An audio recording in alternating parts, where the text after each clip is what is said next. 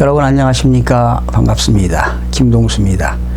오늘 시청자 여러분과 함께 오늘은 문재인 대통령 국정수행 지지율이 하락하고 있는 이유에 대해서 여러분들과 함께 알아보는 시간을 갖도록 하겠습니다. 자, 문재인 대통령이 취임 전후 한 100일여 동안은 인기 지지율이 고공행진했었습니다. 그리고 70~80%를 유지했던 그 이유는 한반도 평화 분위기를 조성한 것도 있겠고요. 또 남북 정상회담의 성과로 인해서 상당히 지지율이 높은 것으로 조사가 됐었죠. 그런데 지난 8월 첫 주에 지지율이 60%대로 하락했습니다. 63.2%를 유지하다가 8월 둘째 주에 무려 58%까지 하락했습니다. 8월 둘째 주에 5.2%가 하락했는데요. 이제 가장 하락한 이유는 뭐 여러 가지 이유가 있습니다만은 국민들이 경제 상황이 어려움 때문에 이런 것들도 아무래도 영향이 있을 수 있고요. 또 현안 문제들이 많지요. 네. 국민들을 불만족시키는 것들이 가중되기 때문에 그렇습니다. 뭐 이런 것들로 인해서 청와대 그 비서실장 임종석 씨가 9일 현안 점검 회의에서 참모진들을 향해 청와대 그리고 정부 측 정책 대응 시스템 점검을 지시했지요. 그런데 이제 청와대 참모진들은 대통령 지지율이 하락하는 요인을 몇 가지 지적했습니다. 뭐 최근에 111년 만에 폭염으로 국민들이 스트레스도 많이 받고 있다.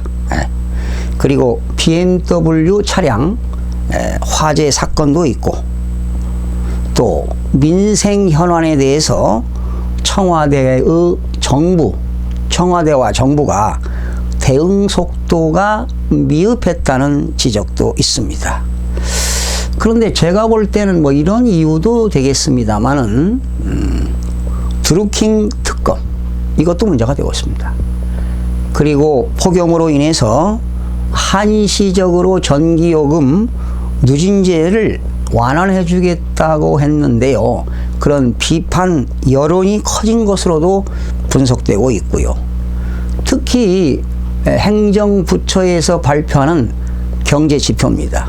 기획재정부나 통계청이나 한국은행, 금융감독원에서 각종 경제지표를 발표하고 있는데, 특히 한국은행에서 발표한 기업경기 실사지수가 계속 하락하고 있습니다. 즉 한국 경제가 추락하고 있다는 거 아니겠습니까? 뭐 이런 최악 상태이기 때문에 이런 것들도 지지율에 영향을 미치지 않았나 이런 생각을 해봅니다. 그런데 최근에 말이죠, 대통령께서 경제 활성화 방안으로 은행법을 개정시켜서 인터넷 전문 은행들의 은산 분리를 완화하는 정책을 발표했습니다.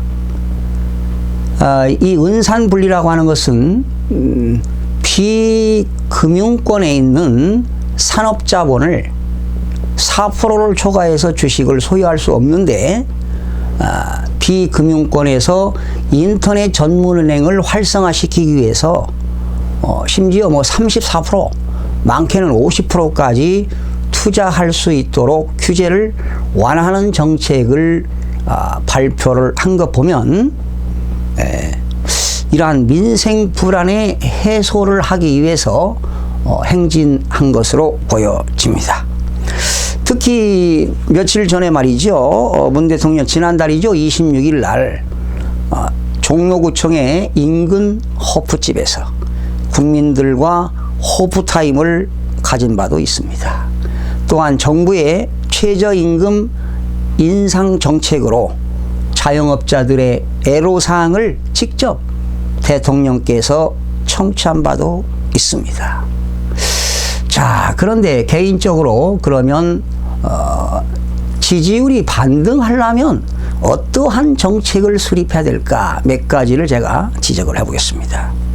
먼저 국민들의 일자리 창출이 심각합니다. 그런데 4차 산업혁명 시대가 쓰나미처럼 오고 있는 이 시점에는 그렇게 많은 일자리가 창출되지는 않지만 그래도 새로운 일자리를 창출해야 됩니다. 그러면 역시 청와대와 정부가 어떠한 정책을 새로운 정책을 수립해야 될 겁니다. 그리고 대통령 공약의 권력기관을 개혁한다고 하셨습니다. 고위공직자 비리수사처를 설치한다고 했는데 지금까지 큰 변화가 없습니다. 고위공직자 비리수사처 설치하는 것도 찬성합니다. 그리고 우리나라의 신동력 성장을 확충해야 됩니다. 국민들이 미래에 먹을거리를 찾아내야 될 것입니다. 또한 4차 산업혁명으로 인해서 과학기술을 부흥발전시켜야 된다고 감히 말씀을 드립니다. 그리고 가장 심각한 것이 저출산입니다.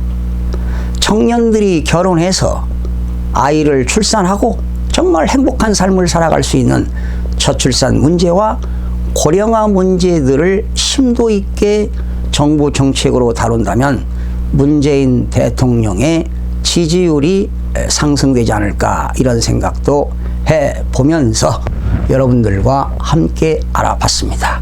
늘 여러분과 함께 공부하는 가까운 이웃이 되겠습니다. 여러분 다음 시간에 찾아뵙겠습니다. 고맙습니다.